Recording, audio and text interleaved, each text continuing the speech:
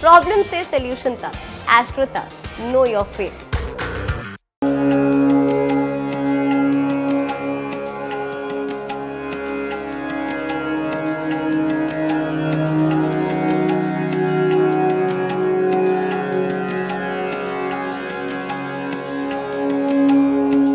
एक स्रोत जिससे अति प्रसन्न होते हैं महादेव।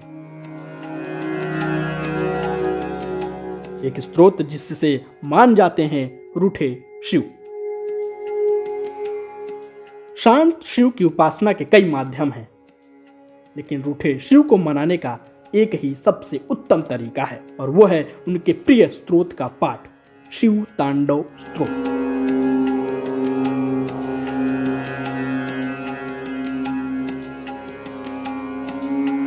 महादेव को प्रसन्न करने का शक्तिशाली उपाय।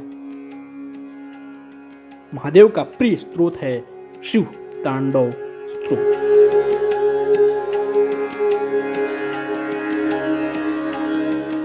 नाथों के नाथ भोलेनाथ को प्रसन्न करने के लिए, उनसे कृपा और शक्ति पाने के लिए अद्भुत और चमत्कारी है शिव तांडव स्त्रोत। शिव तांडव स्त्रोत का पाठ करने वाला अपार शक्ति का अनुभव तो करता ही है, शिव की कृपा भी उसे जरूर मिलती है।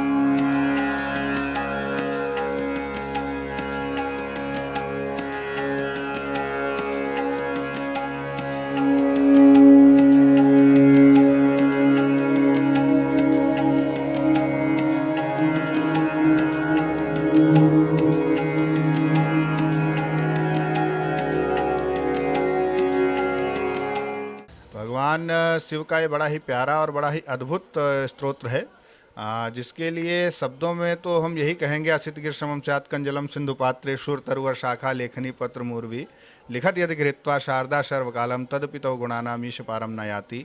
तो भगवान शिव की महिमा का गुणानुवाद किया गया है शिव तांडव में, और उसकी महिमा क्या है इसे शब्दों में व्यक्त नहीं किया जा सकता, क्योंकि आध्यात्म अनुभूति का विषय होता है।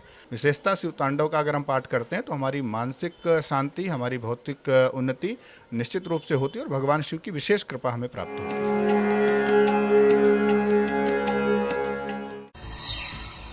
महादेव के तांडव से कांपता है ब्रह्मांड।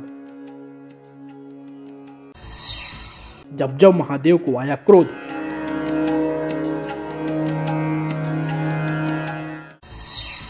तब तब मचा है महातांडव।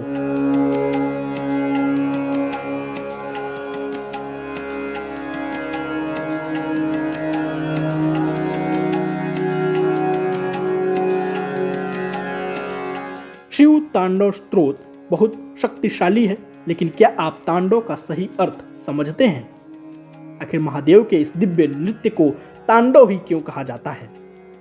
क्योंकि इसका अर्थ जानने के बाद आपको शिव तांडव स्त्रोत की शक्ति का अंदाजा हो जाएगा।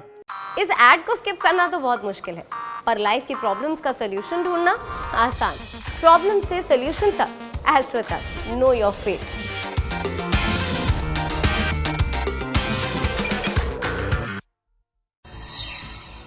तांडव शब्द तंदूल से बना हुआ है, जिसका अर्थ है उछलना। तांडव में ऊर्जा और शक्ति से उछलना होता है। ऐसा करने से दिमाग और मन शक्तिशाली हो जाता है। भगवान शिव को खुश करने के लिए जिस स्त्रोत को रावण ने रचा, उससे भगवान शिव अति प्रसन्न हुए। इसलिए शिव तांडव स्त्रोत शिव जी को बेहद प्रिय है। शिव तांडव स्तोत्र दरअसल पौराणिक कथानक का अगर हम अध्ययन करते हैं, चूँकि पुराणों में चर्चा मिलती है, तो शिव तांडव का रहस्य रावण के द्वारा रचित है शिव तांडव, और रावण ने विशेष परिस्थितियों में शिव तांडव का गान किया था।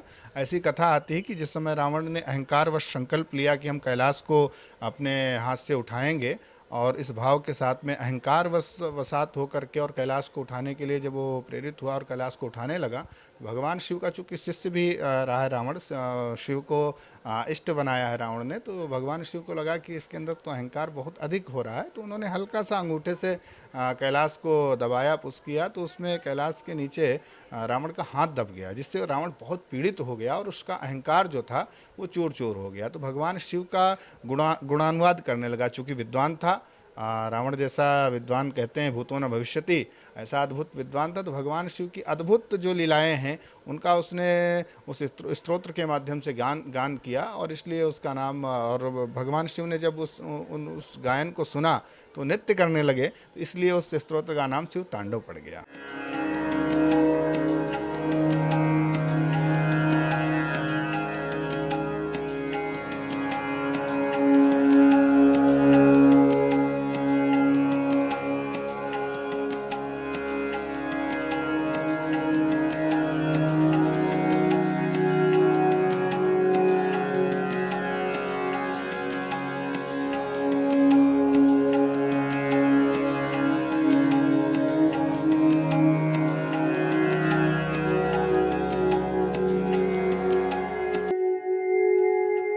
एस्ट्रो तक ऐप पर आपको मिलेगा भविष्य से जुड़े हर सवाल का जवाब। डाउनलोड कीजिए एस्ट्रो तक ऐप और चुटकी में जुड़िए इंडिया के बेस्ट एस्ट्रोलॉजर से।